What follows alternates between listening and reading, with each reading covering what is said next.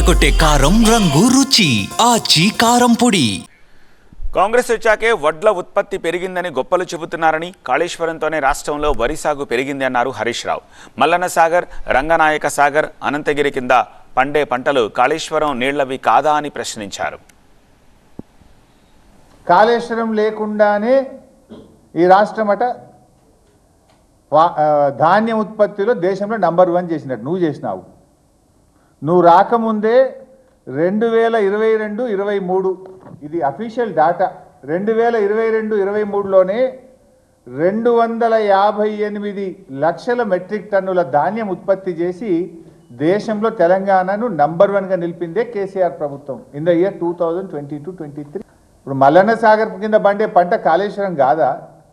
రంగనాయక సాగర్ కింద పండే పంట కాళేశ్వరం కాదా? అనంతగిరి కింద పండే పంట కాళేశ్వరం కాదా?